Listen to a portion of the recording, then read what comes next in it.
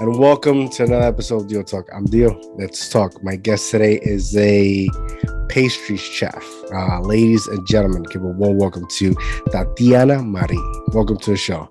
Hello, hello. How are you doing? I'm good. Can't complain. It is what it is. Yeah. How's the holidays with the business? It's good. I got a lot of orders coming in. It's looking like it's gonna be another busy one, another busy year. So I'm grateful, thankful for all my loyal customers and all my new people coming in. So That's great. I'm into that. Busy's good, right? Busy's yeah, good. definitely. How many years have you been in this pastry game? So I started about 5 years ago. And then I never baked a thing in my life. Wow. And I started off selling coquito it was like, I need some extra cash. Let's do some coquito. And at that time, it was like coquito was like gold. Like you couldn't really find it anywhere. Everybody's like, who got the plug? So I was like, fuck it, I'm gonna do coquito. And coquito's like Latin's version of eggnog, right? Yeah, it's like Puerto Rican eggnog. Yeah. So so I was like, whatever. And I'm like, I hustled it. And I was always, I was driving around, like posting on social media. Like I'm in Hoboken now. I got that stuff. I got that good shit. And like people be like, I want some. I'm like, where you at? I'm downstairs. Come down now. Like I hustled it, for that first year. And then the following year, I was ready to do it again. And I noticed like a lot of people started selling it like more. And I was like, like everybody got it. And I was like, you know what? I was like, I'm going to do something different. I was like, I'm going to do something that nobody has. So I came out with a Coquito Cheesecake. So I was like, never heard of a Coquito flavored cheesecake ever. Nobody's got it. I'm going to do it. So I took on like 30 cheesecakes. Never baked a cheesecake in my life before this. I was just like, I had no idea what I was, getting myself into. But it turns out that each cheesecake takes like 2.5 hours to bake. And I had to bake them one by one. So if you do that math by 30, that's like 60 hours of baking. And I was like, oh shit. So I didn't sleep for a week, but I got them out. I got them done. There was like a lot of like breakdowns and oh my God, what the hell? And me being late, but everybody was like super patient and whatever. So I also did coquito that year. Then the following year, I started noticing again, people that I was like selling to, like now selling coquito. People close to me also, like they saw that I was like, I had my hustle up or whatever. They're like, oh, we're going to start selling coquito. And then I seen a couple people trying to come out with Coquito Cheesecake also. So I was kind of like, okay, cool. Like, I'm going to let you eat. Like, go ahead, do you. But this year, I'm going to have a Coquito Tres Leches. Nobody got that. You keep up wanting them. Yeah. So I'm like, that's what I'm saying. Like I let people eat. Like, I'm not going to, be like, oh, you bit off of me or look at this one or whatever. We're like, all right, cool. You see the game is going good. You see like whatever you want on it. But I'm doing this, 24/7. Like I'm baking and I'm selling and I'm trying to build a business. I decided, this is not your side hustle. This is something. Let's rewind a little bit before that. At the time when I started selling them, I was actually in school for nursing. Wow. So I got into the nursing program. And I think my second year that I was doing it. And I was like, I'm in the nursing program, whatever. This is just a side hustle. But then I started realizing that I really enjoyed it. I really enjoyed baking for people. I enjoyed the hype. I enjoyed the loyalty of my customers. I enjoyed everybody like, being like, this is great. Like, I love this. And I switched my major to baking and pastries and culinary arts. So I started going to school for it. So that's when I started seeing like, I was like, hey, like, I let people get their holiday hustle on, whatever, but I'm in it for the long run. Like I'm going to eat, breathe and sleep this. So I'm gonna be 24/7 year round. You guys can have your holiday hustle, whatever. So I'm then gonna be stable with my shit. yeah. And I'm always like innovating too. Like I'm always like, okay, because that's what you gotta do, right? You gotta innovate. You gotta once people see that like things are catching on, they're gonna want a piece of it too. And that's cool. Let everybody eat, you know what I'm saying? But you always gotta kind of be on top and be like, okay, like what am I gonna do next? Like what's my next big thing? What's my next? And by doing that and always having the next best thing, I've grown a following and a customer base where like there's people loyal to me no matter what I do, no matter what I'm doing, no matter where I'm at, they're loyal to me and they will, bring me customers. They'll follow. Yeah. So I've been doing it, like I said, 5 years, and that's how it kind of grew.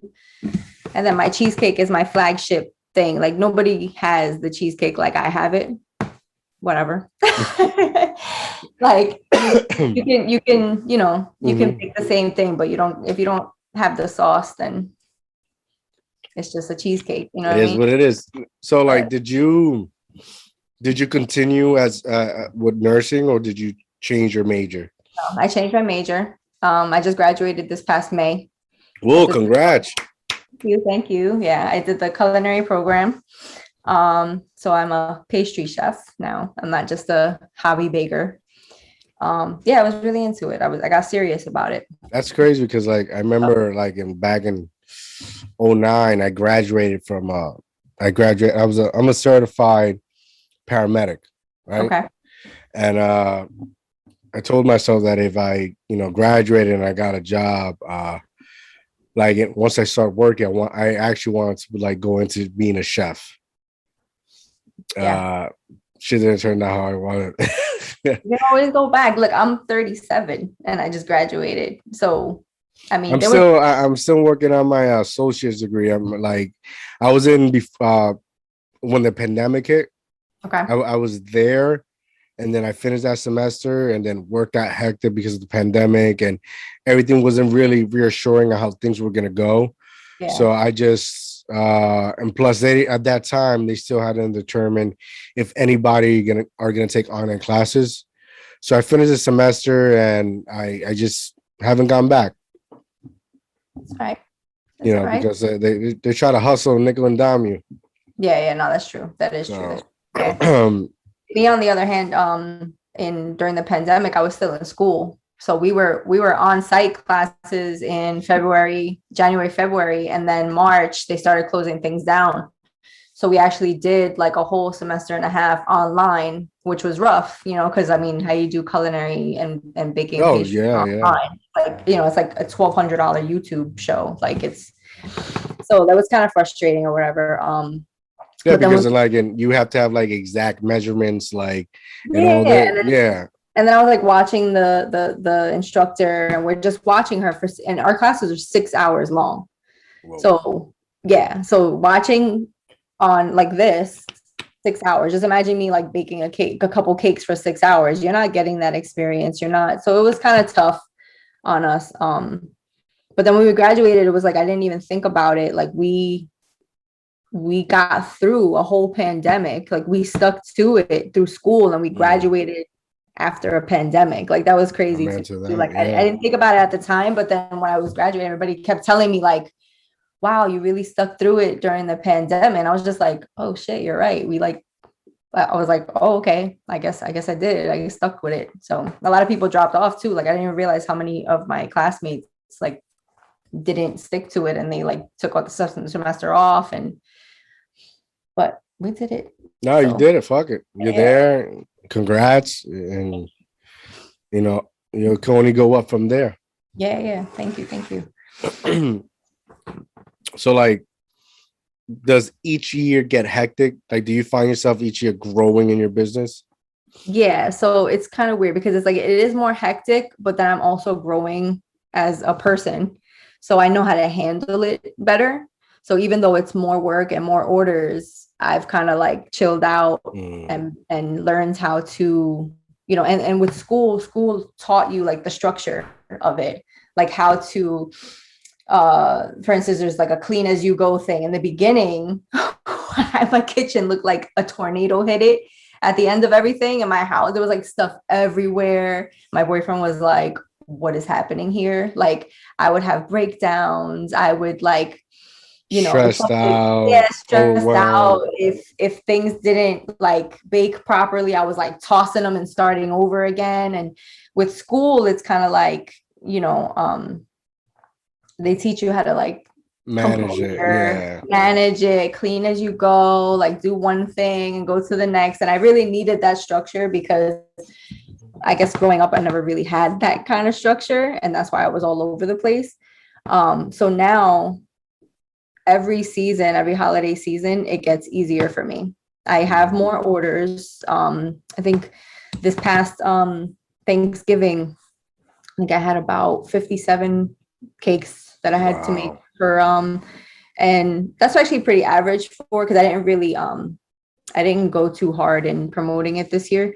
But If you don't have to promote and you're still getting business, I mean yeah, something's good is good has yeah. happened. And I had a lot of new customers this year also. I revamped my website so that you can completely order online and pay online, and that went very smoothly because Just share and customize and boom, and I'll just get the order and print it. That's yeah, because you're cutting out the middleman, which is you. yeah. And then dealing with like I love talking to people and I love dealing with people and just having a conversation. And I Mm-hmm. love the realness of that. But at the end of the day, the reality of it is like sometimes I really don't have time to sit here and talk. So having the website and having people just be able to see everything there. And again, I started the website last year. I went 100% into doing this full time last year in September. So I started my website then, but it was still like spotty. I still had to, take payment manually. I was working out all the tax ID stuff and all that. Like you're learning, it's a learning experience. So this year I got all that sorted out and I was just like, it's so much easier just to have everybody click order. I get my confirmation, they get their emails. I have super, super, super understanding customers, which I freaking love. Like I rarely ever have anybody who's like annoying or like up my ass or, being difficult. And that's why I love my customer base because they know what they're getting from me. And I'm completely honest where I'm like, listen, I'm super, like, I could be honest with my customers and just be like, I'm super overwhelmed right now. I got you. Just leave me alone. Just leave me alone, please. Because it's like, and they're just like, don't worry about it. It's okay. I get it. During Thanksgiving, it was like, people were hitting me up about orders after Thanksgiving, and I totally ignored everybody that week. And I was just like, I am so sorry, but I am dealing with almost 60 cake orders. Like, I cannot talk to you right now. And everybody's cool. That's why I like being transparent with my customers about like, hey, it's only me. Like this is me and that's it. Like I'm dishwasher, I'm, intake, I'm a purchaser, I'm Soccer, baker, everything. I'm everything plus my life. You know what I'm saying? I still have a life at, aside from this. So So you're right. You have no employees. It's just it's straight just up you. it's Straight just up. straight up me. Damn, I that's do a it lot. all. That's a Yes. lot. And every year I'm like, I need to hire somebody, I need to hire somebody. But it's also hard because then it's like, then you have to take the time out and teach, and teach people. And, so I'm not quite there just yet. Well, what you can do is like I had a conversation with Nick, right? Yeah. In the last podcast. I told him, yo, if you're going to school, like you can use like people that are going same majors Yeah. as you, and you like intern. Yeah. They're getting their theoric, whatever they call. Because first is like you gotta go with the books, then you go like with the practice, like get Yeah. that experience and it'll Yeah. help you major. Yeah. No, it's definitely true. It's true. I guess I'm just, I don't know. It's a control thing, I think it's like this is my baby. Yeah, no, So but I'm like, I've you learned know, that I shit. I understand you 100%, but like it gets to a point like I found myself yeah, like I gotta let go for it to grow. You gotta let go a little bit, I get it. I you know. know, because you're fucking gonna drown. You Yeah, yeah. drown, and It's not, and I can't do more with just me. Like I have, yeah, you have a limit. You have a limit to what you can do. But I think my next step is I want to get like I rent a commercial kitchen when I have like a lot of orders or whatever. So I rent a commercial kitchen. So I schedule out my week. But the next step is I think I'm just gonna have a small hole in the wall, just the oven, like not like a cafe or anything, but just like where I can produce more and hire someone that they could just be there doing stuff when I'm not there. And yeah, I it think, could be like just a location where you bake and yeah, distribute rather than like have a whole front store and you got to be there. yeah, yeah. I don't want like foot traffic. I don't want anything like that right now. Because I've moved on from, cheesecakes and tres leches to tiered cakes, and now I'm doing event cakes and decorating and more, intricate things where I actually need like a production schedule. So, if I want to double my orders every holiday, I'm gonna need a bigger space and bigger ovens and help. So I'm Yeah, gonna have to yeah, let go eventually. 100%. It's not easy being a business owner. I tell you that much. Like that's why, like when I was in college, I started with criminal justice. That like my law was my thing, Mhm. but then like I started like feeling I wanted to start my own shit, Yeah. and that's why I changed it to uh, was it business administration, which they help you understand like every business when it comes to the financial part is the same. Yeah. And that's something that a lot of small business owner when they're starting they tend to struggle on. You know, the art is there, but the Yeah. business point aspect of it like is difficult.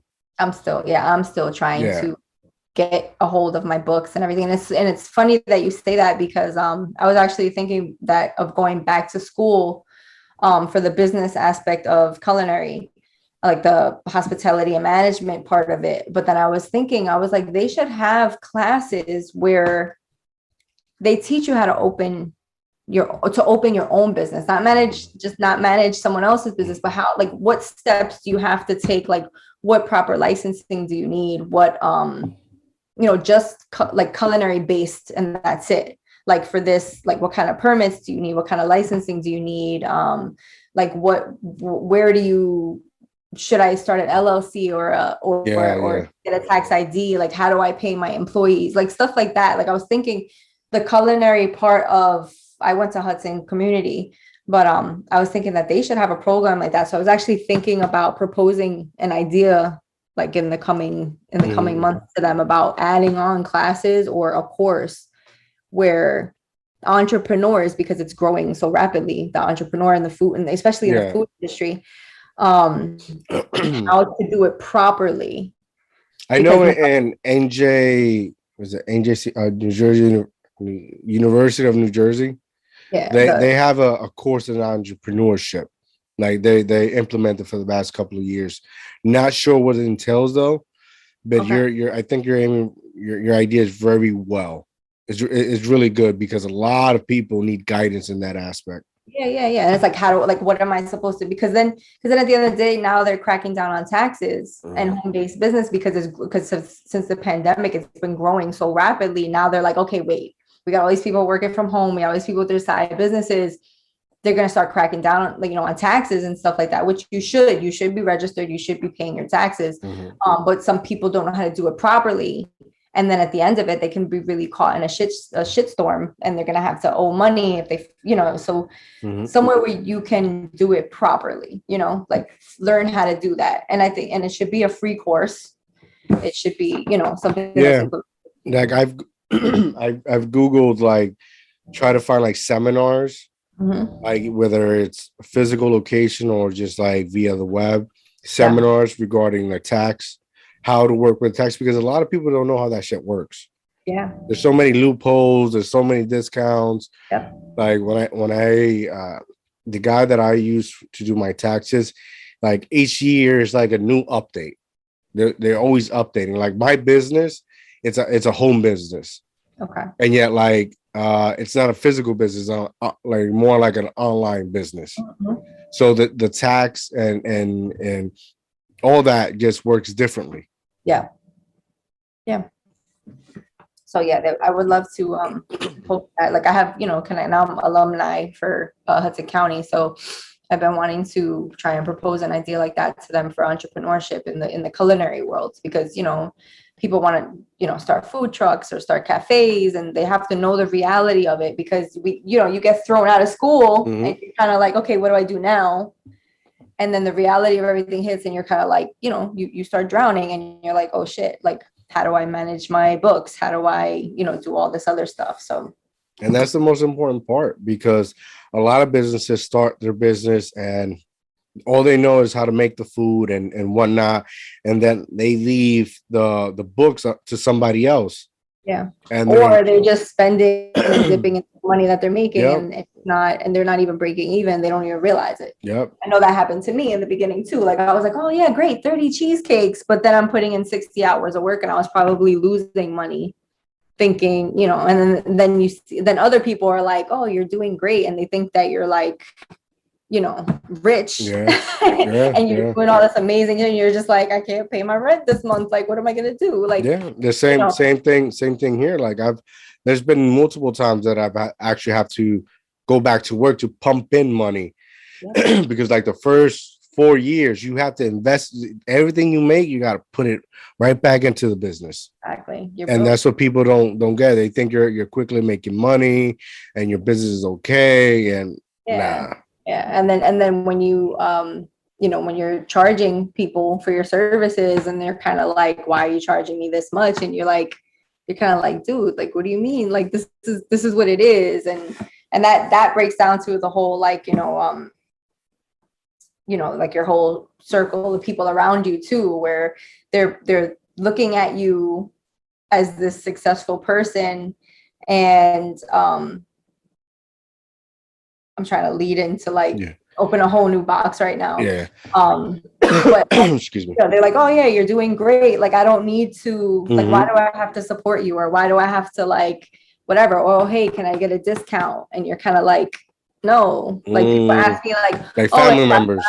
yeah, not even just family members, but even, like, customers and stuff. They'll be like, oh, if I order, X amount of whatever, can I get a deal? Like, if I order, like, and I'm just like, no, like, I Doesn't don't, work that way. I don't save money making more for you. You know what I'm saying? So, like, I can't charge you less because you're ordering more, because I am just a single person, and I'm paying the same amount for ingredients and whatever, making your order. So I would lose money if I gave you, a discount or something like that. So that's what people don't understand too. Like, they think that because you're doing well, they see you, well, they see They me. think you're doing well. Yeah, they think that I'm doing well. They see me making, these cakes. Like, I post cakes every single day. So they're like, okay, well, you're at least selling a cake a day.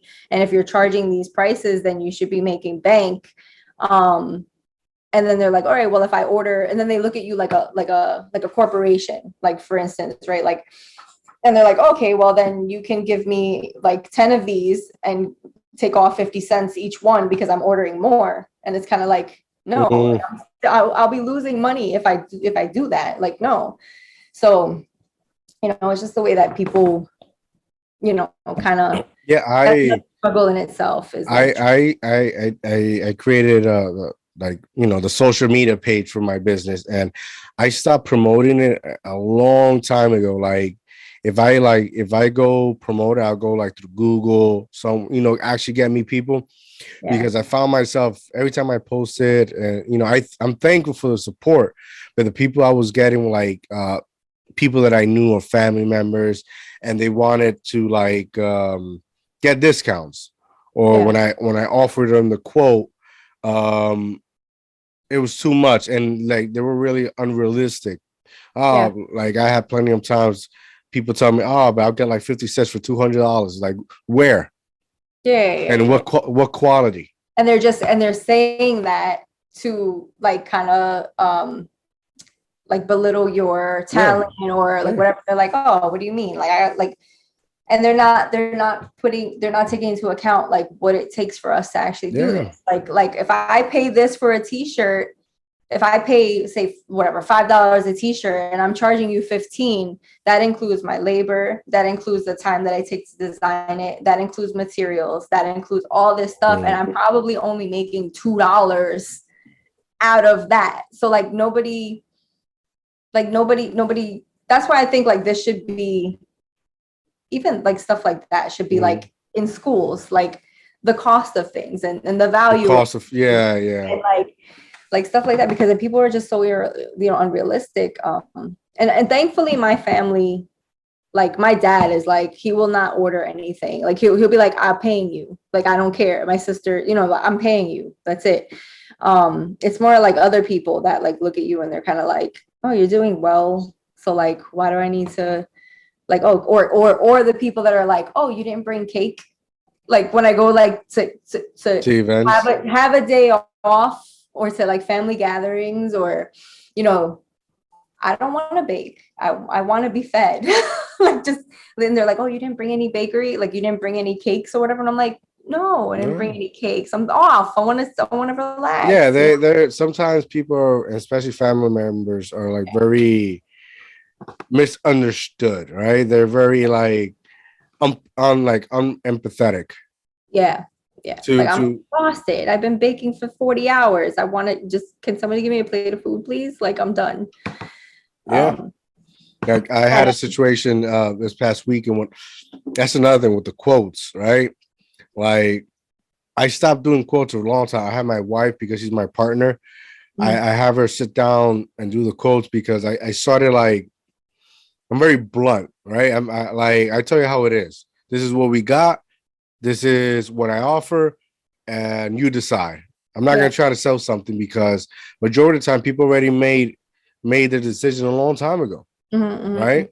They're just action piece of quote unquote supportive, right? Oh, yeah. Or I ask them, what's your budget? Yeah. Because my business is really like, I try to help a lot of small businesses. But you can't come to me with an unrealistic set amount and expect in return I'm not gonna get paid. Yeah. Right. Yeah. So like the quote. So I give a quote for 100 shirts. Boom. They come back. It's too much. Can we do 80s? All right. Now I gotta, like, because doing a quote, it's like research and information.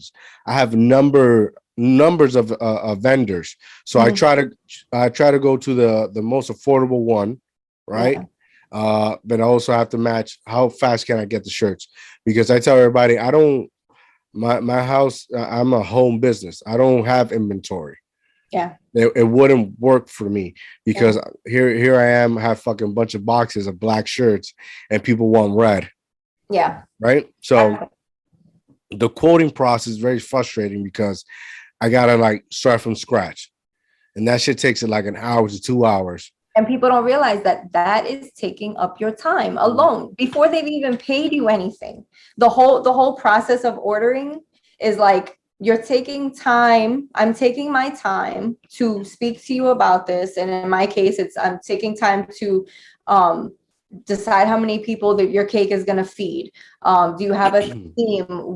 Here's some ideas that I can give you. I'm Googling like reference photos of people. I can do something like this for you. We could do this or whatever. And this is taking about like a half hour of my time. Sometimes it takes days because people don't answer back right away. And you have to go back and forth a couple times. So you're taking time out of each day for me now, right? And then I'm giving you a quote and they're like, okay, well, how much? And then you give them a price and then they ghost on you. And it's kind of like, I am so big on respect my time, right? Yes. I am like respect my time. Like I have things to do. If you know what you want, let me know. And I've become I'm very blunt too. Like I'm very blunt. I'm very to the point. Like I'm like, this is what it is. This is what my cake is, blah, blah, blah, whatever. And I have people actually go like, oh my gosh, there was a lady one time, she was like, wow, that's a lot.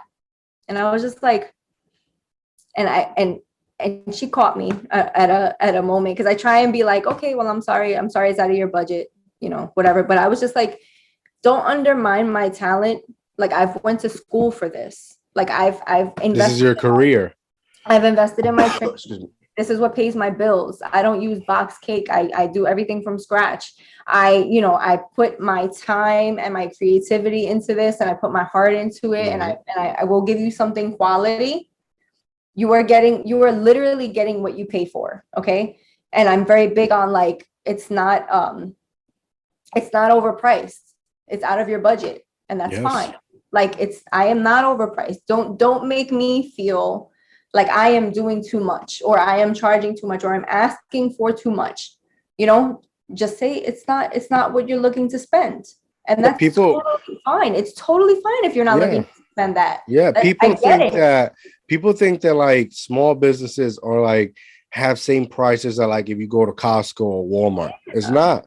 No. Those are corporations selling you by stock, right? Yeah. And it's what they have. This is what they have here. We have same fucking cakes, or you want a name here. Being a small business owner, you're getting a customization experience on what you want. Yeah, you're getting my undivided attention for however long it takes for me to make your cake. You're getting, and in my case, I work at night for some reason. I don't know. I can't start working until like 9 o'clock at night.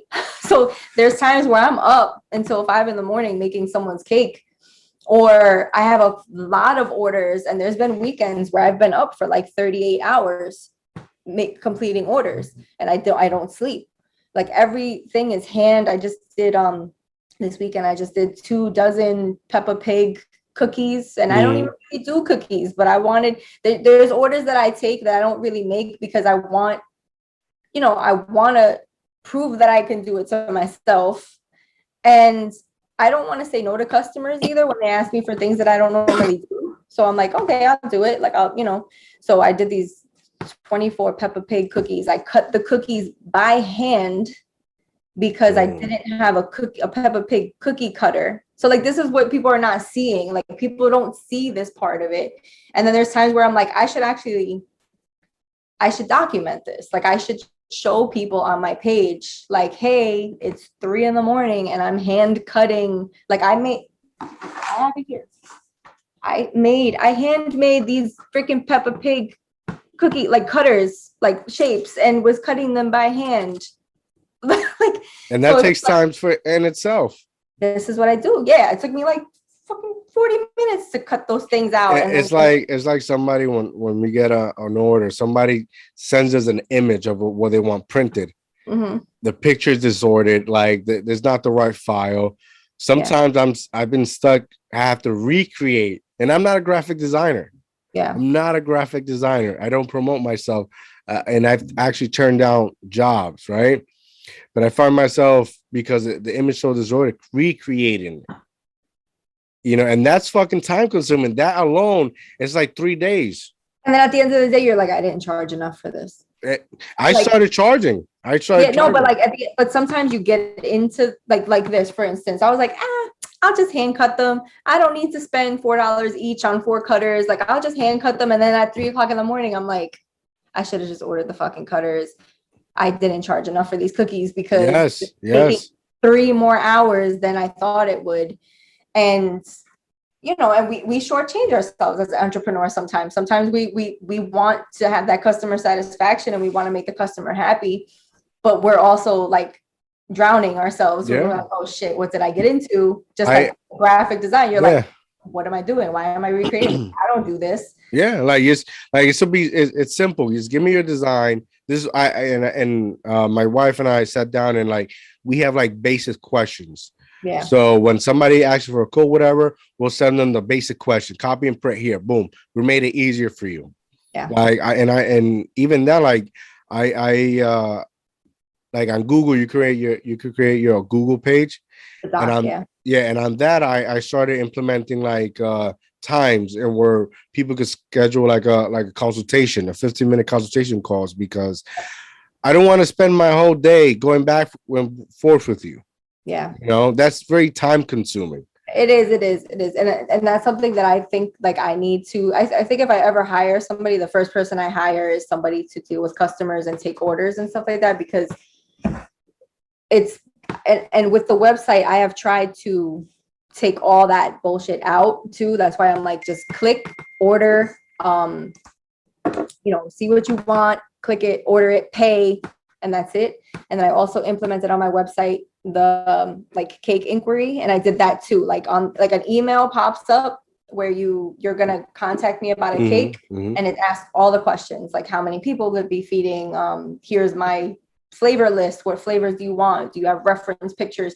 Because all of that back and forth. It's very time consuming. Yeah. It's fucking. And if they don't answer me until tomorrow, I'm still dealing with the same person tomorrow. I started putting down my wife's number. She's a talker, right? Because he's in real estate. So you never know if the client who needs shirts is also trying to sell his house. So I just like, because for me, it's like, it's so self-explanatory. Yeah. And like what I've done in the past was like, I schedule it and then, I pay for Zoom and we'll go through the vendors. Here, this is the shirt where you're looking for, and have them pick them out. Yeah. And give them that customer experience. But sometimes I've learned that these customers don't know. Yeah. They just have a vision for shit, and all they know, they want to pay $100. Yeah. And like a week ago, I had a quote. They wanted 100 shirts and they wanted to give them away.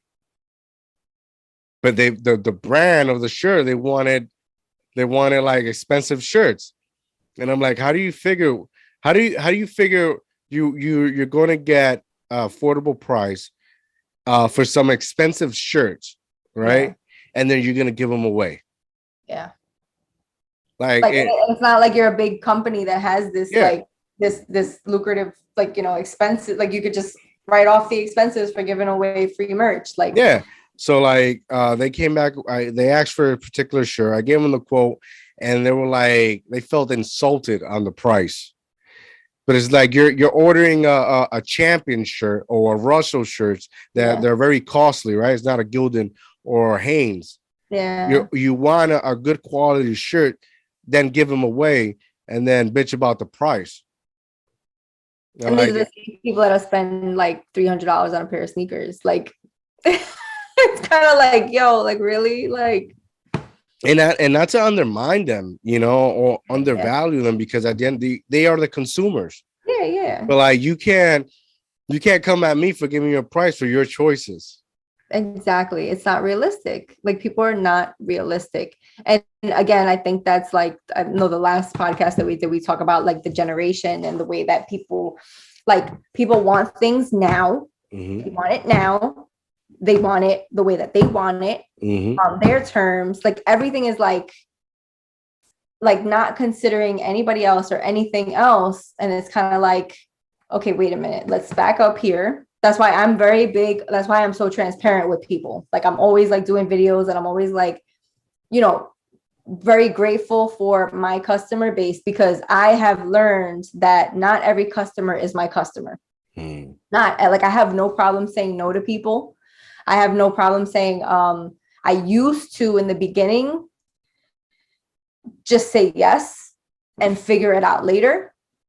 And I noticed that it was causing myself stress, and I was trying to please the customer so much, where I was like, oh, okay, yeah, no problem. Yeah, I could do that. And then friggin' be stressed out or out of money or spend, just whatever. So I've learned that, like, no, I'm not doing that. I don't do that. Like, I have people asking me for like gluten-free, vegan, eggless, like stuff like that or whatever. And what people don't understand is that this is such a huge trend, right? And it takes like a certain level of knowledge of these certain things. Like, because gluten-free, I could be like, yeah, I'm gluten-free, but you can really hurt somebody with celiac disease if you don't do it properly and you add gluten in there. They can have a bad attack and end up in the hospital. And I'm not willing to take that risk, So I'm like, I'm sorry, no, I don't do gluten-free. People are like, oh, vegan. Vegan is so much more expensive. So it's going to cost me more, then I have to charge you more. And then you're going to ask me why I'm charging you so much. So I just, nope, sorry, I'm not doing vegan. Nut free or whatever. I tell everybody, like, I deal with hazelnut, Nutella, peanut butter. I deal with all that stuff. So if you have a nut allergy, I am not dealing with the nut allergy either because I'm not trying to kill anybody, you know, and people don't like, they'll be like, oh, you don't do nut free. Like you don't do, I'm like, I'm looking for the safety of the public.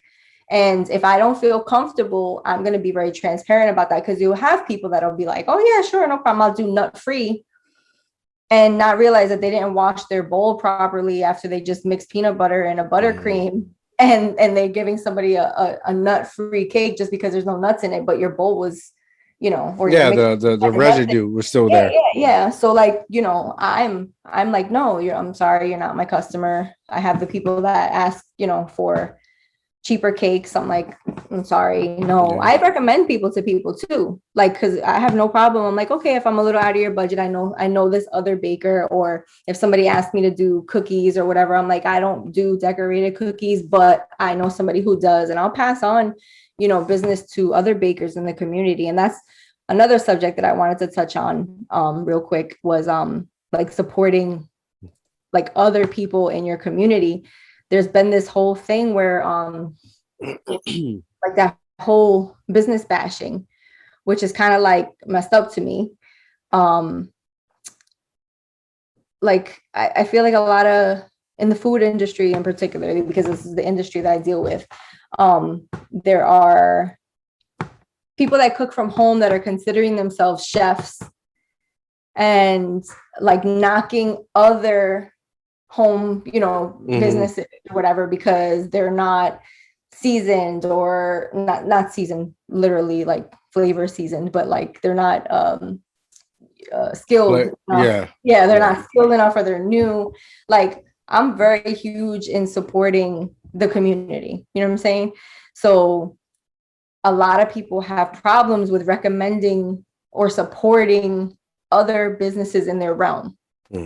And I just never understood that. Like, why would I not pass on business to a local baker? Why would I not pass on business to, you know, somebody who does something that I don't do or does it better than me?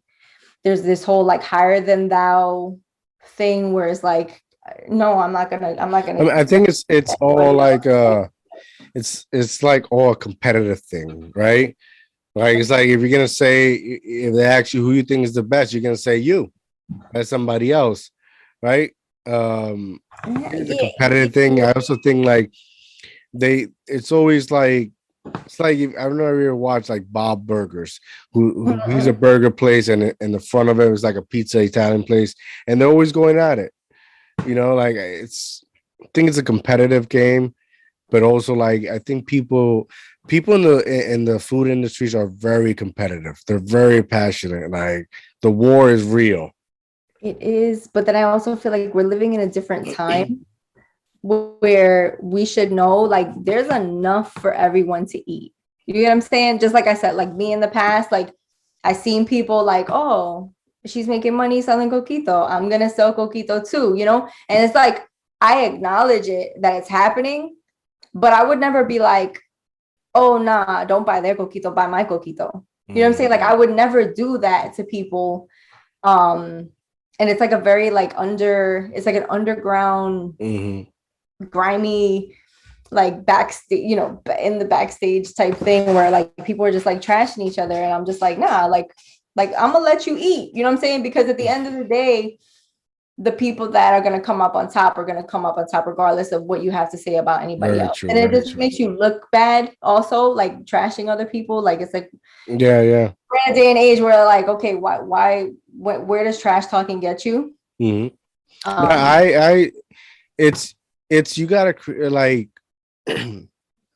you gotta stay like in your own realm, your own world. You're not it's your best competitive is yourself. That's who you're competing against, right? Like let's use this podcast for example. There's a lot of motherfuckers doing this shit. Right? I could say here and recommend you. Yeah. There's like I could sit here and recommend you like 5 of them. And you know, there's some things they got that I say, I look at it as like, I'm gonna use that for me now. I'm gonna take that and now use it for me. You know, I take bits and pieces that inspires me and use it on me and to better my craft. And I just like when people tell me like sit there and tell me like, oh, that you know you could better this and better that. I don't take it well. I don't take well No? because it's depending it's depending on who Who it's is hit. coming from? Yeah, it's cool it's coming from. Like usually I don't care. Like I go to places and people talk about it. Like I try not to talk about it. That I do other shit with my life. I got other shit going on, right? It's Gotcha. not always the topic of conversation. But then I take time to somebody, depending who's the person, to come and ask me and one night try to critique. And I'm like, where's your podcast? No, I totally get that. I totally, no, I Right? get what you're saying. I get what you're saying. Yeah, yeah. Because people do Uh that to me too. Like yeah. I have family come to me and be like, "Oh, what?" Like, oh my God, I can't. I get it. It drives me crazy. Yeah, Where yeah. I'm like, you're in your business. Like I have people like family in the music industry or whatever.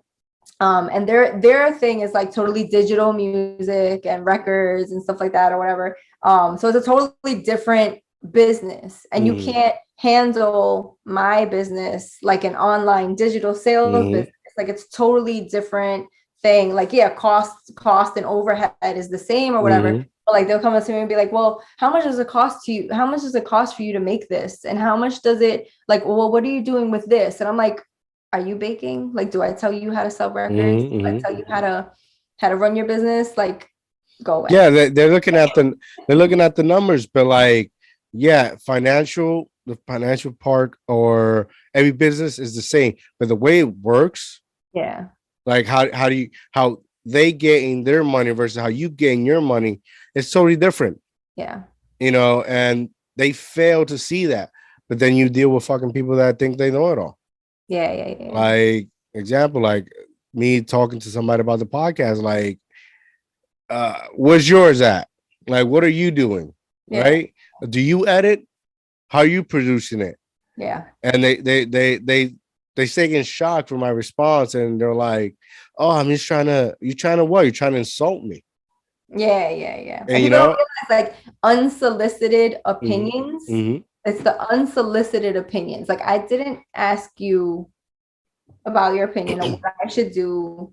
Like, and that's another thing. This whole generation thinks that their opinion, they could just like spit their opinions in your face. but isn't that privilege? Isn't that privilege? That is privilege. Right? That's so much privilege. Yeah, that's so Like, much. I'm sorry. Every time I grew up with my grandparents, like every time I had opinion or whatever, I'll get slapped in the face. Yeah, yeah, yeah. Like you Right? seen it, not heard. Get away from me. Right? Or like you go into other countries that there's some countries that are well established uh than the US, and you don't see them break down their opinion. Yeah, So they come together and express their opinion, but they want to cry wolf that they're not privileged. It's like motherfucker, really? yeah, yeah. No, I Right? I see that. Yeah, yeah. I get that. Like that whole opinion thing. It's like, yo, just leave me alone. And that's why I also tell people like surround yourself with the people that are in your industry that are doing better than you. Like always try and be better. Always try and have mentors, like people that you admire that are doing what you're doing, and you kind of want to see yourself where they are. I'm always surrounding myself with like better bakers or bakers Mhm. that have been in the industry longer. I'm always like watching videos, and I'm always like trying to find out new techniques and stuff. I've even joined like baking groups on Facebook, like even just people that do things where I'm like, oh shit, I've never even thought of that, like that's a great idea, or asking them how to do certain things. See? um And in my Surround business, yourself. You got yeah, to get away from those types of people. yeah. You got to get away from the people that are trying to tell you what you should be doing while they're not doing anything. And yeah, in my business, I haven't found nobody. Mm, I have found nobody. Like the people I found through social media, they have a whole business, but they're focused on screen printing, got it. right? There's one place in Bayonne that I went that it's vinyl. They have a whole store, a bunch of shirts, but they don't describe what styles of printing. Here, I invested a $12,000 machine that I could do fucking everything. I could Yeah. do everything. The only difference is the media paper, right? Mm-hmm. Like, and then people that are already well established for years, that are already like kind of corporation, like 1 Hour Tea, I think Transfer Express, that these are already corporation established, right? Yeah. So I I don't think the competition for me, because a lot Yeah, of people that do shirts are screen printing. That's one. That's really one. yeah, They have a website, yeah. They have a nice stand, yeah. But I can't consider you as competition because your goal to focus is one thing, and then you yeah. have other people that are like crafty. There's this lady called I think L's craft room that she's killing it. She's Mhm. doing a lot of craft shit in her house, but that's not my competition Yeah, because she prints shirts and whatnot, but majority of her shit's craft and it's a fucking amazing. yeah. But like that's not my Totally thing. different. It's a totally different animal. Yeah, Yeah, like as like I focus on like when I first started with vinyl, the weeding process, it's a fucking headache. yeah. I've I heard. gotta evolve. Boom. I invested in these $12,000 fucking machine that lets me print whatever the fuck I want, every style, whatever.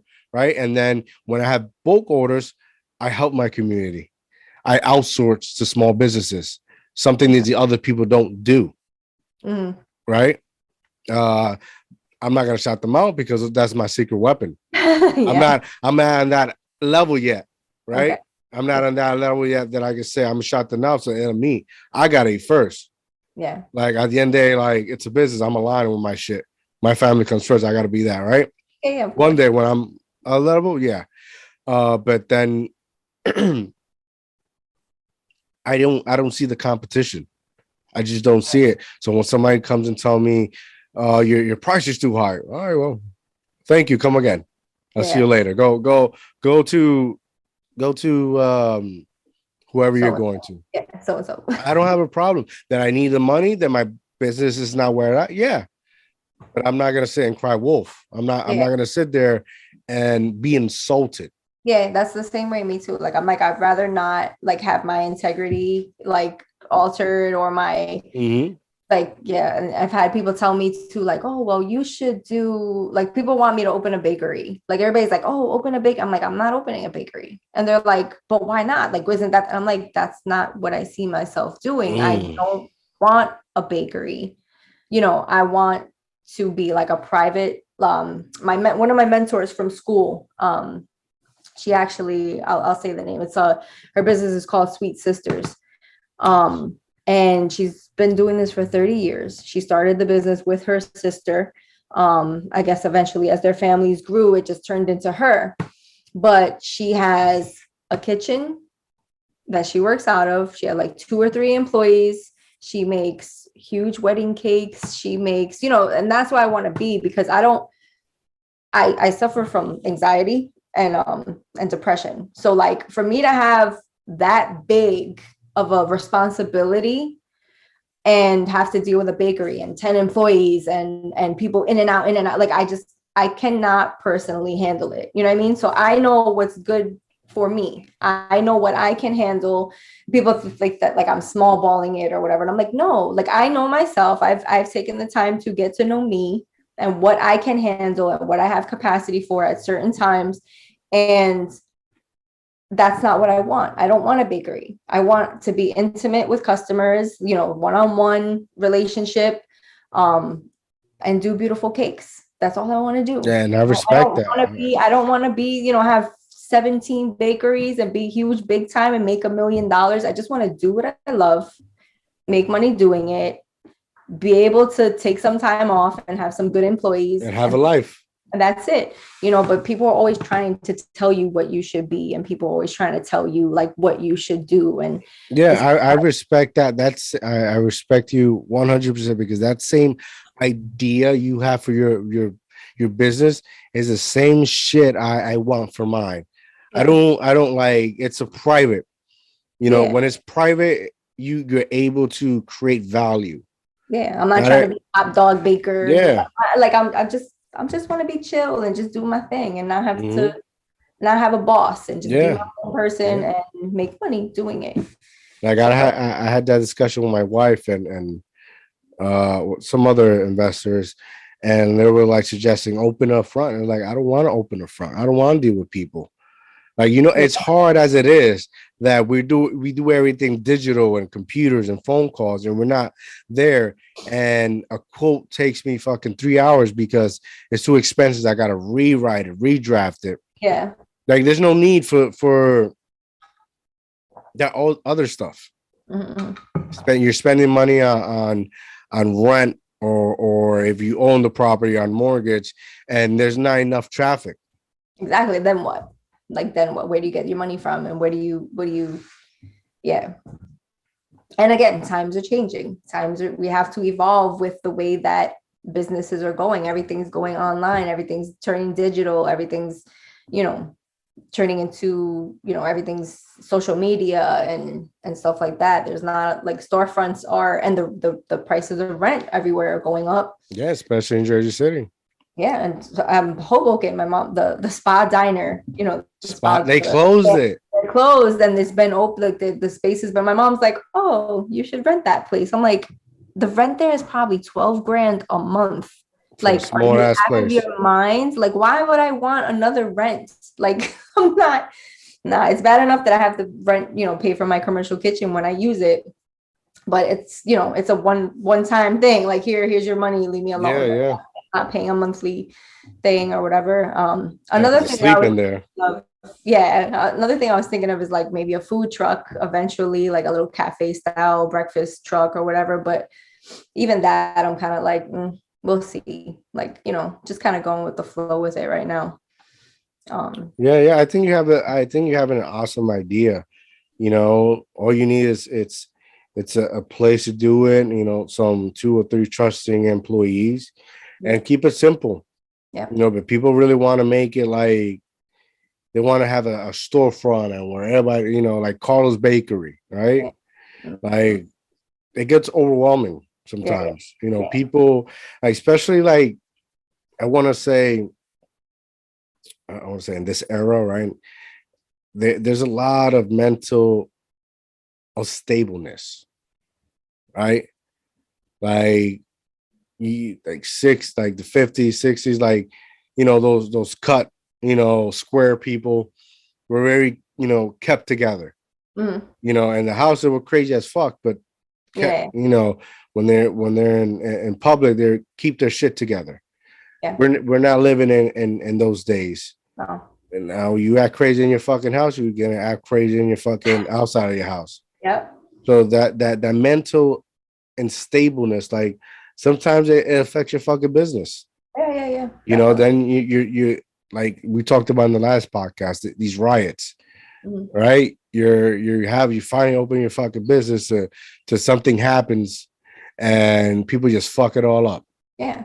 And you get people coming in. Like, I was always like thinking like, oh my God, if I had employees and someone came into my store and started like cursing out one of my employees, like I would lose my mind. Like, I would be like, no, we're not doing that here. Get the fuck out. Like, I would be like, so I'm like, I don't want to deal with that either. Yeah. Like, these, people you don't know coming into your establishment. And like I said, me too, like myself, I have like I said, I suffer from anxiety and depression. So for that to happen in my establishment, like, how would I react and how would I handle that? And I just feel like it's a better to have a better controlled situation where I have something small and nothing too crazy, not random people coming in and out of my establishment. It just works better for me. Yeah, and it's a good way because, like, let's say you retire. It's a simple way to run a business, and yet you already made a name for yourself. You're established, and in a way that you're untouchable. Yeah. Because who's going to compete with you if you're private? Exactly. You're like, who's going to discredit your name if they don't have a place to point at you? Yeah. Right. And also, I feel like sometimes, like, if you get too big, you lose your quality. You lose your I'm very big on what was the freaking word? Oh my God, I can't even think of the word right now. Consistency. I'm very big on consistency. So like, it has to be consistent. And if when people like Carlos Bakery, for instance, I mean, I'm saying this on a podcast, but they've lost it. They're not the same cakes that they were when I was a kid.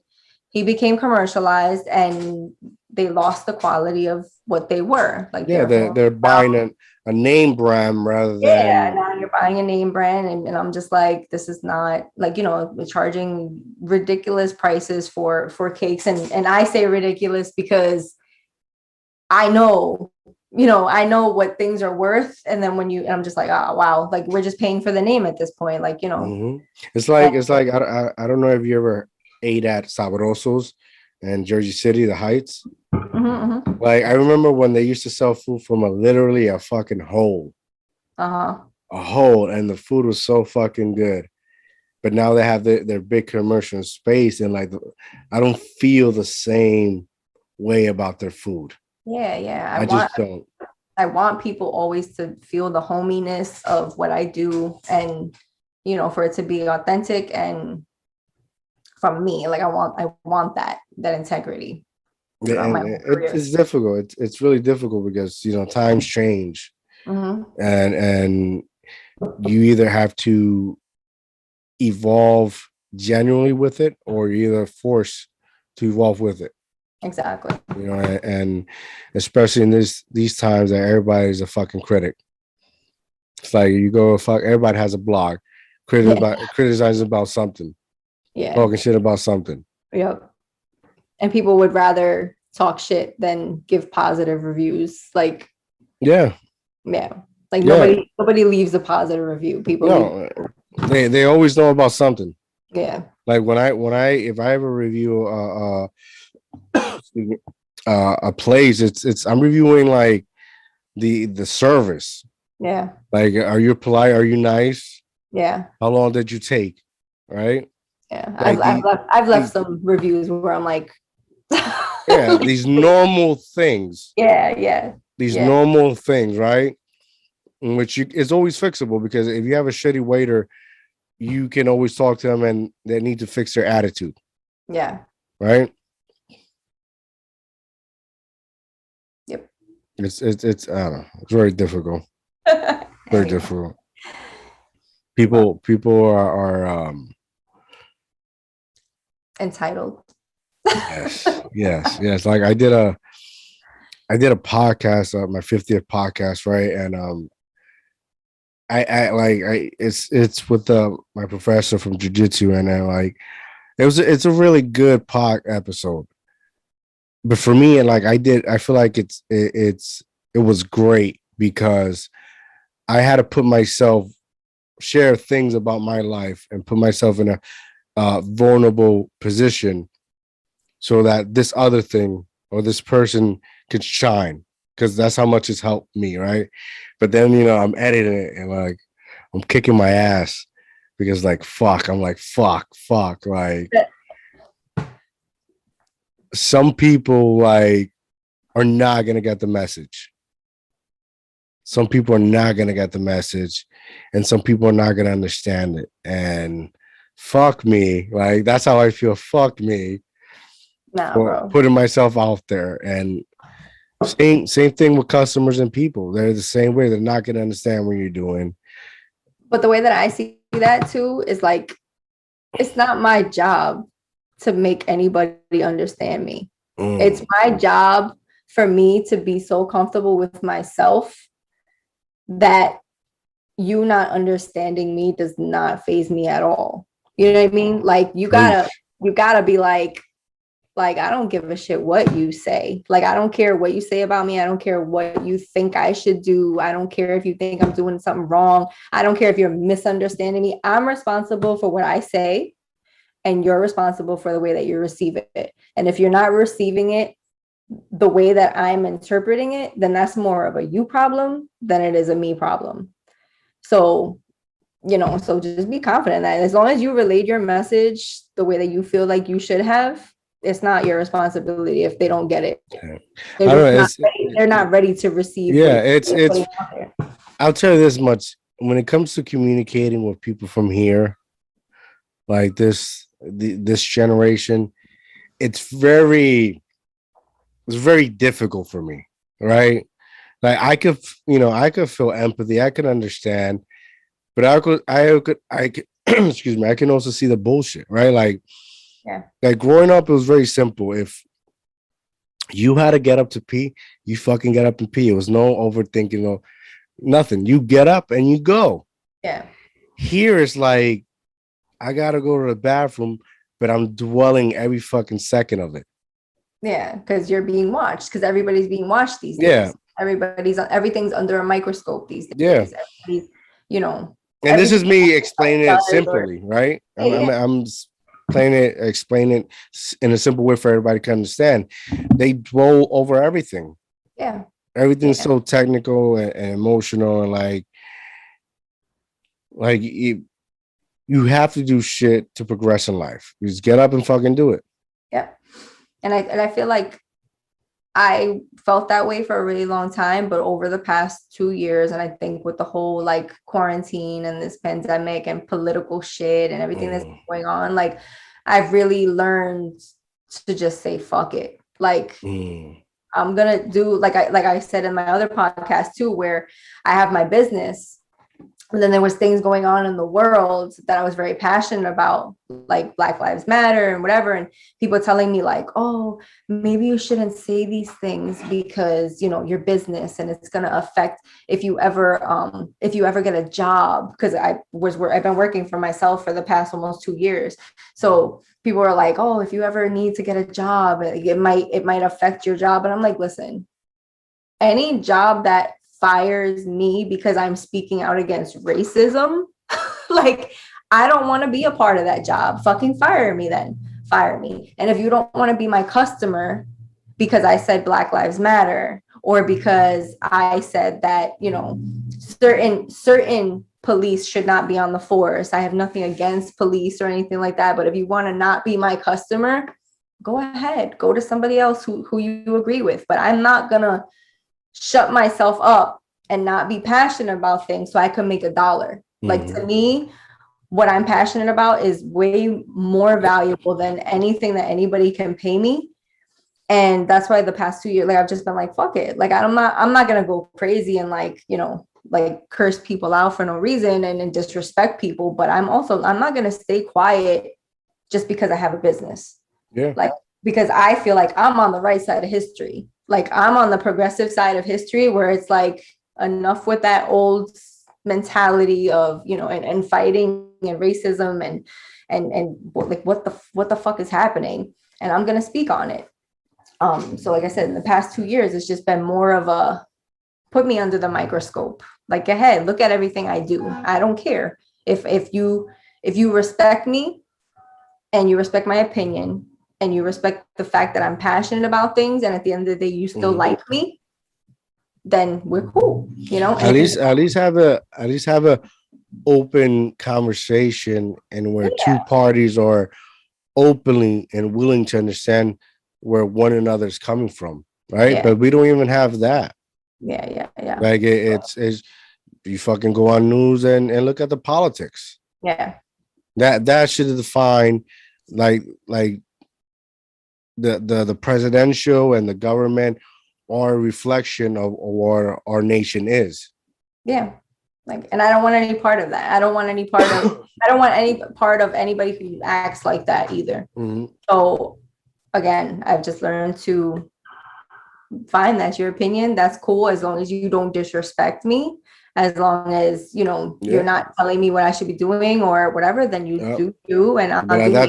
that's $55 for that the cake. All right, Yeah, move yeah, on. I yeah. got another one. Ring you Yeah. up. I got somebody else to deal with. Like it's not like, and it could be just business. Like I had a mentor that I started off with when I started getting into the food industry. I'm not going to mention any names or anything, but I looked up highly to this person. And I was always, I was working with them for a while. I was doing events with them and, with their business and thinking that like, oh, I'm going to learn a lot from this person and they're going to, I'm going to meet people and network and get connections and whatever. Kind of turned out that I was just like an employee to them. Like they were just using my as a body. They were Your just using me efforts. like for help. Yeah. And then um they were selling my cake as slices, but not really promoting me. They were just Promoting the doubling the business. price of my stuff so they could make their money. And then I started kind of noticing that, and I was just like, okay, that's weird. And then during the pandemic and quarantine, um, I felt like the way that this person spoke to me about my opinions and thought that they can disrespect me, I was kind of like, all right, this is business. Like, me and you are business. Like, don't comment on my opinions. I won't comment on yours. We can have either a business relationship. And they just like disrespected me to the point where I was just like, you really don't respect me enough. And even as they were disrespecting me, I wasn't disrespecting them back. And I was kind of like, hey, I look up to you and I see you as a mentor. Why would you speak to me this way or think that you can speak to me this way? And then it was all over like politics and the view about, the COVID and whatever. And I just decided to just step away from that person. You know what's crazy about that? Like, I grew up in an era where people rather talk to you about their sex life than their politics life. Right now, everybody's trying to pick a hill and die on that hill. There was a time where nobody even told you who they voted for. It was a secret. It was a secret. Like, I don't remember growing up, nobody, like, you weren't supposed to tell anybody who you voted for or who you like, and everybody got along. Like, and, listen, I don't want to, like, there's a lot of people that talk about like capitalism and all that shit. I've never told nobody. I don't even tell my wife who I'm voting for. Right? Okay. Like I because it's not, I make my choices like between the line. Yeah. Right. Like, example, like Hillary Clinton and this orange piece of shit of guy. Right. Well, we know who you voted for in that one now. Right. Like, I told my wife, I clearly I chose Hillary because it's totally unpolitically, right? I told her I voted for her, right? Because of the way she handled the scandal of Bill Clinton and his mistress. The way that woman handled that shit, right? And still continue being married. Like, if it would happen in present time, they would get divorced. But the way she carried herself through all that shit, she gets my vote. She gets my vote. As a woman, ew. Like, as a woman, I'm like, really? That's why she sat there like a good wife and let her husband cheat on her? Like, no. She did not sit there like a good wife and take it. She picked, like a true chess player, right? She picked her. She picked her career. She picked like when to choose her battles. Yeah, so but the real reason she stayed with him was because of her political career in the future. She knew that staying with him would, and her influence. Yeah. Right. Why not? She played the game right. She would be better as Bill Clinton's wife than his ex-wife. Yeah. Why break that? She probably even knew about this. She probably even helped set it all up. Like, here, bro. I don't even like you anymore, but you're gonna help me get to here. Well, we all know that Hillary's good at covering up scandals. So, hey, but she managed it, right?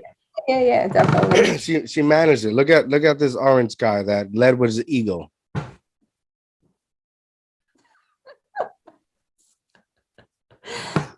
I feel bad for his wife, but his wife that didn't want to hold his hand, and like, she despised his face. Yeah. Listen, he had the opportunity to be a great president. I'm not gonna I'm not gonna hear this. Hey, when he became president, I was nervous and I was like, you know what? I'll give him a chance. You know what I'm saying? I was like, whatever, he's our president. I'm not gonna, there were people that are like, oh, he's not my president. I'm like, listen, he's our president now. We just gotta deal with it and see what happens. And I was like, hey, maybe it'll be all right. Maybe we're wrong. Hey. And and whatever. And I don't, You can't do nothing now, right? yeah. And to be completely honest, like even throughout his presidency, people were mad at me because, like I said in our last podcast, I look at both sides. I don't just form an opinion and be like, because everybody else is like, oh, he's a racist pig, and I'll be like, oh yeah, he's a racist pig, and I don't even know why I'm saying it. Somebody else told me he's a pig. So there were things that he said where they would like twist his words, and I would be like, but that's not what he said. That's not what he meant. And they're like, well, that's what he said. And I'm like, but that's not what he meant. And people would fight with me because, and I wasn't a Trump supporter. I didn't vote for him. You wasn't defending him, but you was being real about it. The truth is the truth. I'm like, he didn't say it. That's not what he meant. You're twisting his words and whatever. And they're like, oh my God, how could you defend him? And like, oh, you're a Republican. I'm like, wait, first of all, I'm not a Republican. I didn't vote for him. I don't even know, like, I don't even like him, but that's not like, let's be realistic. He did not fucking say that. And that's what you say, like under the microscope, every little thing that somebody says, every little mistake that you make is being turned and twisted into something else that it's not. And it's like, yo, like, let's be real here. Let's look at what's really going on. Take your emotions out of it. Stop being crazy and look at it for what it really is. And now the whole thing now on the other side with Biden, everything. Sleepy Joe, and he's senile and has Alzheimer's and can't even, and and to be completely honest, like I'm not happy with what he's doing either. You know what I mean? It's like, it's not a Republican thing, it's not a Democrat thing, it's a right and a wrong. It's you're making promises and not coming through. It's like every politician. Yeah, so it's like this whole like fighting shit, and like I said, people get mad. Like I got into an argument with my dad about it too. Like he was like, no, like he was so mad at me where I forgot exactly what it was, but I was like, but that's not what he said. That's not what he meant. And he's like, what the fuck do you mean? I was just like, it's the truth. Like, and this is why I don't talk politics. I had the same situation with my wife's cousin that came over, and he was giving me a reason why he voted for Trump, and I respected that. I was like, hey, kudos to you, man, but you can't. Like I told him, you can't go and defend somebody, but then cover all the fucked up shit that went on. That hypocrite shit. That's you gotta be realistic. Like if you're gonna stick with somebody, sticking in the good and the bad. It's like a fucking marriage. Yeah, but you also have to call them out. Like I said in the other podcast, like we gotta call out our own people. Like, fine, be a Trump supporter, but be like, yo, this thing that he did is fucked up, but he's still my boy. But this is like, at least call them out on their shit. Like even Biden supporters too. Like, oh, he's not Trump. He's the best. Like, what? No, he's not the best. Obama was the best. I miss Obama. Obama was the best. I miss him. I don't know. For some reason, I have to feel so peaceful. I know it was actually. And even with Obama, like I feel like he fucked up healthcare. Like the whole Obamacare thing, like because I was in the medical industry, pharmacy industry at that point, and I saw what corporatizing, like the hospitals and doctor's offices did to, and even to this day, it's still affected because if you notice, all the hospitals and doctors' offices are under CarePoint or Hackensack Meridian. They're all under an umbrella company, and the hospitals have gotten worse. They're not that good anymore, and that's an effect of Obamacare because they corporatized all of the, so there's things that Obama did too that were fucked up. And it's not only just, that's what I got into a fight with my dad about, where I was like, you can't blame one person, this one guy that's president, no matter who it is. You can't blame the one person for everything that's wrong in the world. It goes, there's senators, there's states that handle their own things. There's the whole Senate. Like, you can't blame one guy for everything. And he got mad at me and was like, what the fuck you mean? And started yelling at me. Yeah, no, you're Like, absolutely. for everything wrong in the world. I agree. I agree 100% because if you're the president and you're a Republican, but then the people under you are from the other party, Yeah. like They could block everything that you yeah, do. They can it could be good. Yeah. The idea could be good, but just because you're a Republican, I'm gonna stop you. Exactly. And that's what And vice versa. A lot of Democrats were doing that to Trump too, and it was fucked up. Like Nancy Pelosi was blocking it. No, Yeah, and it's vice versa. You know, yeah.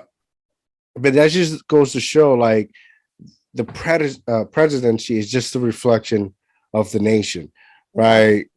Trump had no experience of managing a country, and managing a business and managing a country is two different things, because a lot of social work shit you have to do, right? Yeah. But he won out of popularity. And that's the thing too. Like his I do feel like a lot of his plans meant well. Like he was trying to get the economy up and running. He was trying to get money back in the economy, but then on the other side, he was lacking empathy. And whereas other presidents had the empathy, but then their plans kept falling through. Like, so it's like there's a balance that needs to be, and that's why. Yeah, he wanted to bring back work to America, right? Yeah. Build it like back in the day when you had Detroit, the Motor City, you know, and all those great states. Yeah. But then, not complying with those contracts put us, I think, in $1 trillion debt, right? And then let's be honest, what jobs are you providing that actually give you good health care, give you good benefits? Fucking working at McDonald's is not a fucking career job, man. Yeah. It's truly not. Yeah. And you can say you can move up. You can move up in the company, but only one person can move in the company. Exactly. And one at a time. So you're telling me out of 15 employees, only one can move up? Come on. Yeah. No, I totally get it. And that's why I said, like, the idea was there, but the execution and the way that it was, executed, it was not there. And then the empathy part, and then the people that followed him, like the white, the white Americans and the Proud Boys and all these other people kind of fucked it up too.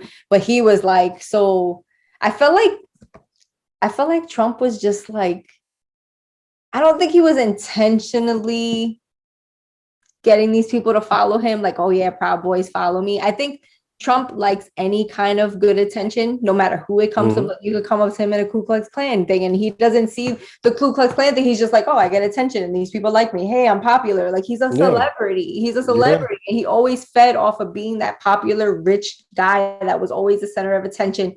That's his ego. You know what I mean? And I think Trump was a racist? People might be mad at me for this, but I don't think he's an outright racist either. He did dumb shit that supported racism and fueled racism because he laughed at it and didn't address it. But if you've been rich all your fucking life, your same concerns are not the same concerns of the regular Joe. They're not. Right? They're not. You're worried about where I gotta invest this fucking $1 million before the IRS gets me, right? Yeah. They're not the same concerns of the regular Joe that has to pay their rent. Yeah, they're not. So your beliefs and ideas are different. It doesn't reflect. But also, on the other hand, the career politicians that have been, even if they came from where we came from, but are now making $100,000-$200,000 a year. Like how is Nancy Pelosi a billionaire? Like these career politicians now are not in our position anymore either. So even the people that came from where we came from, that have been politicians for 20, 30 years, also need to get kicked out, and we need new people in there.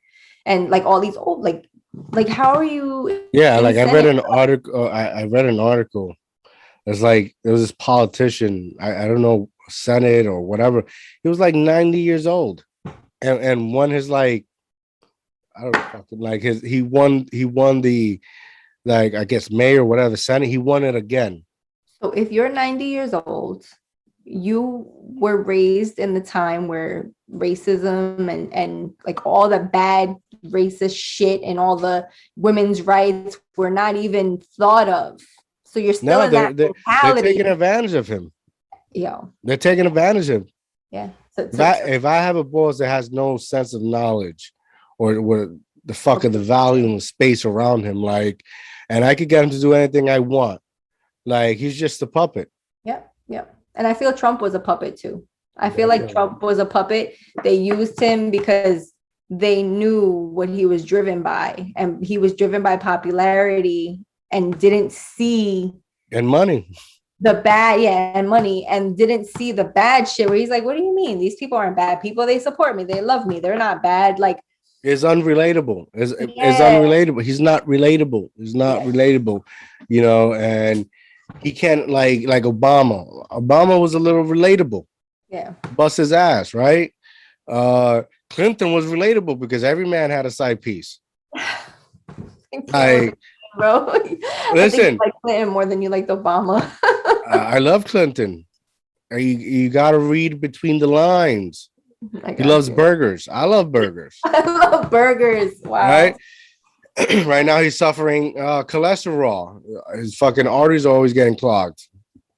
But like you got to read between the lines. You know,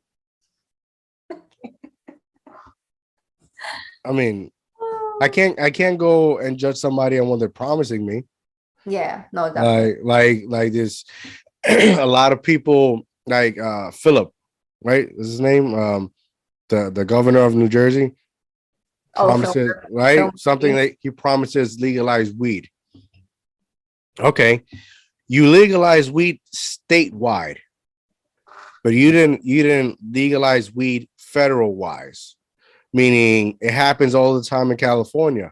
It's approved by the state, but not federal, meaning any federal DEA agents come and wipe your shit out. No, but that has nothing to do with the governor. That has to do with Senate. So the Senate has to approve. So yeah, so every state has their own laws. But again, yeah, if it's not federally approved, so Murphy has nothing to do. He has no control over approving it federally. The federal government has to approve it. So each state has their legalities. But that's why. So for instance, like we're only allowed to have like so much weed on hand for personal use or whatever, or if you have a license to sell it, distribute it. But federally, the Congress is never gonna agree on that. Like they're never gonna make it federal. Wait, I saw something about that actually. I saw this documentary. I can't remember. I think it was Super Size Me or something like that, or 420. I think it's called, and it was happening in California that basically state is approved state, but then federally is not. So comes any federal agent, they could come and wipe your shit out and take it to jail. Well, I don't know about jail, but they definitely came and wiped the shit out. Yeah, it's illegal. Because I know, but yeah, the states have nothing to do with the federal. The federal is Congress. So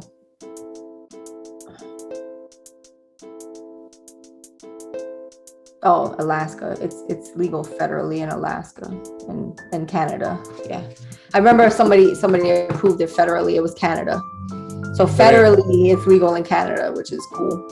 But Congress, that's why like our Congress, our politicians are so divided that no matter what bill is proposed by either party, the other party blocks it. Like they don't work. Like there's other countries that literally work together and we do not work fucking together. And that's why we have so many issues that are not being addressed. Like the whole college, like free college and like free medical and pro-choice. All this fucking shit is retarded, but whatever. We're totally off the baking topic. Anyway, it's good. It's about that time. Thank you for joining me tonight. Had an amazing conversation with you. Always. Tell the people where they can find you at. All right, you can find me on Instagram at tmarie_bakes, or you can check out my website, tmariebakes.com. Boom. There you go. Have a good night, guys. I'm out.